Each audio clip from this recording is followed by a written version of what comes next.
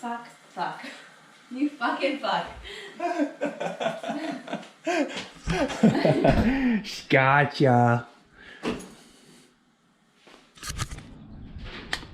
What is up, guys? KG, Rough to be Buff TV. I want to do a really quick 60-second food haul. So we got grapes, we got some microgreens, strawberries, onion, kale. I got some beanies. We have some quick little bars. These were on sale. These are actually really bomb. Perfect bars. Crunchy peanut butters, 2 for 1. Some cherry tomatoes, bread, some carbohydrates. I like my egg sandwiches in the morning. Some cheese, peppers, corn. I got some apples, some fruit, eggs. We like to have cheese as a treat. Classic cheddar cheese with truffle. We're into this truffle cheese right now. Wild sardines, I'm gonna do these two. These two are actually for Gambit. Tofu, salmon. We got 2 pounds of salmon. And this is also gonna be included on top of my meal prep meals, which I actually don't have. So this is all the supplementary food that I eat on top of my 10 meal prep meals a week. And then over here, we have some romaine. Danny's preparing some salmon, some peppers. We bought some honey today.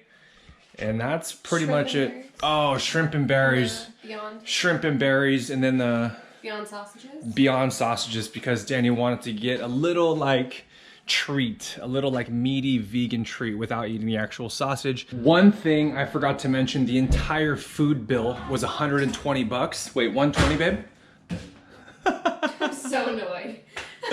120? Oh, it was 160. 160, so $80 a piece, plus my meal prep, which is 80. So basically my own food bill for this week is gonna be roughly $160, no eating out, hopefully, fingers crossed.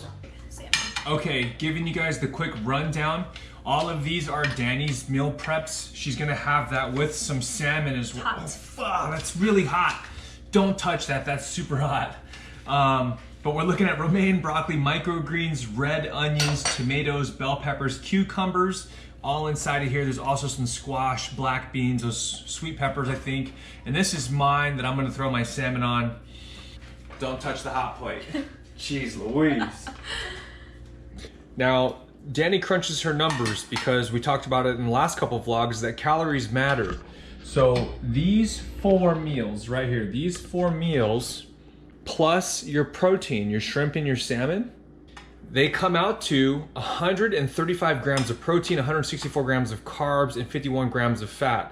And calorically, what you're looking at for all of that is 1676. That's if you take 2 of these meals and then you add either shrimp or salmon to either one of those. So that's 1,600 calories. That's gonna hold her over for basically the next, what, this will last you what? 2 days.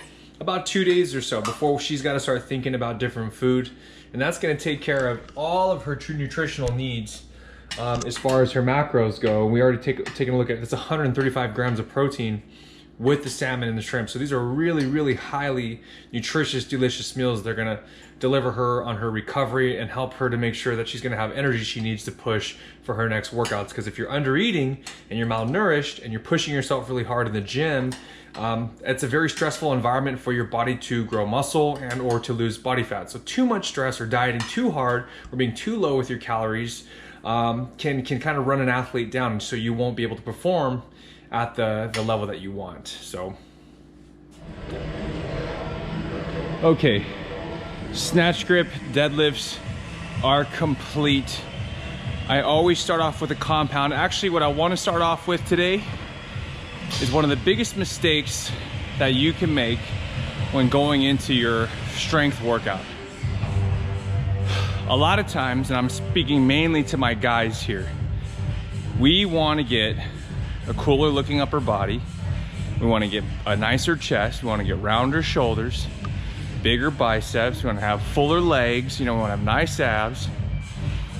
That is not going to happen if you are coming into the gym and doing biceps and triceps right away. If you are just getting into, or your experience, you've been going to the gym for a while and you're not putting your compound movements first, compound movements like your deadlifts, your squats, your lunges, your big muscle groups, your pull-ups, your bench press, your chest press, your overhead press. If you're just going to the gym and doing accessory work or isolation type movement, you are not maximizing the genetic potential of your body because the work is very minimal.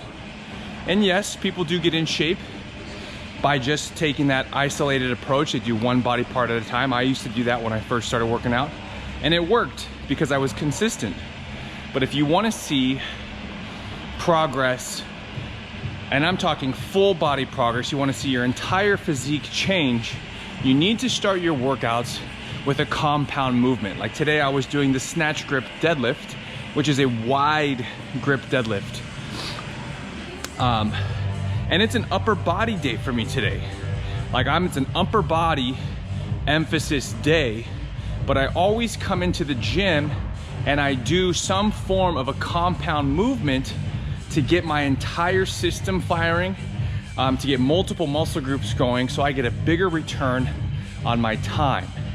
The only time I would go to the gym and maybe just do accessories, go get like a tricep pump or a bicep pump, or work on your quads or do some leg extensions, is if I was strapped for time, I need to get a little bit of something in, or maybe it's like I did all my other important lifts and you just have a free day in the gym that you want to kind of tone up and sharpen this area of your body. So what I would recommend for you guys is pick 2 or maybe at most 3 big movements a week. So for example, I'm doing my snatch grip deadlift. That is one of my big compound movements. My other big compound movement is split squatting, lunging. I've been doing heavy lunging of sets of like 6 to 8. And my other big movement this week was my incline chest press and my overhead press. I've actually done 4. Obviously, I'm a little bit more of an experienced lifter. The more big movements you pick, understand that the harder the recovery is going to be. I finished my compound movement and now we have upper body and arms. Compound's done, now I can work on some bodybuilding or some aesthetic work.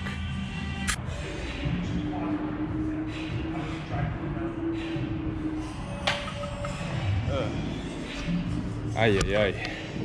That's terrible. Damn. How much is that?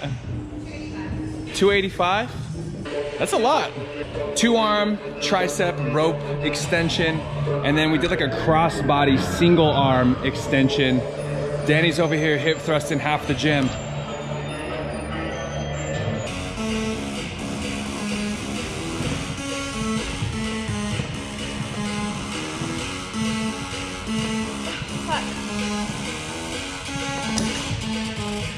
That wasn't so bad. Wasn't so bad. Scale of RPE, where was that? 8.5. RPE 8.5. Good job, baby. She's gonna go for 325. 5?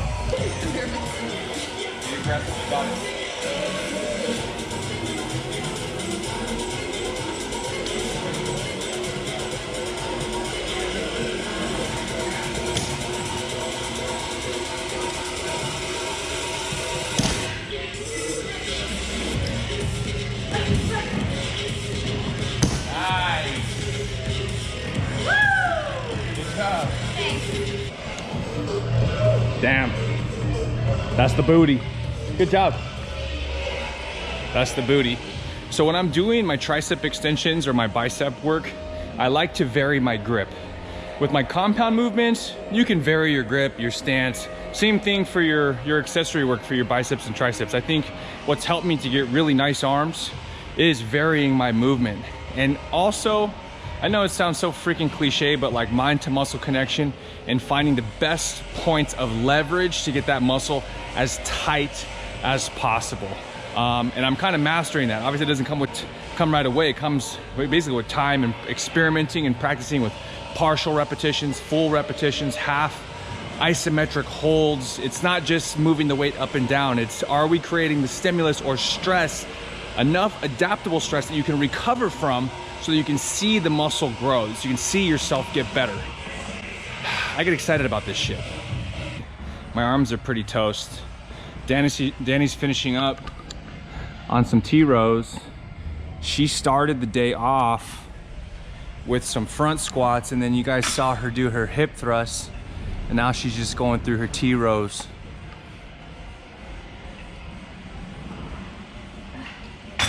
It's a good set. I did on my best behavior. Yeah, huh? I did on my best. What's the word I'm looking for? What is the word you're looking for? Form. Oh, you're filming, huh? Oh, wait. Best PT in Southern California right here. You guys need someone to fix you? Ziad, Ignite Physio. My guy, it's been a while since he's been on my channel.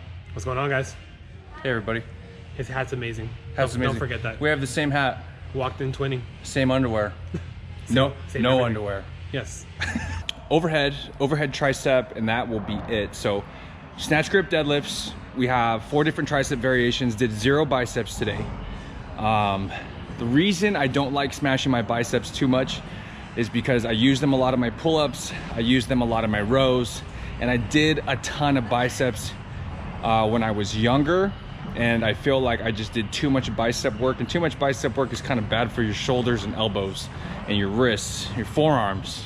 So last set of triceps, and we're out of here. I love the overhead tricep extension because of the insane stretch that you get on the tricep. I usually like to do this towards the end of my workouts when my triceps are warm, because it can kind of do a number on your elbows. This is not the healthiest movement for your elbows. So the moral of the story is what?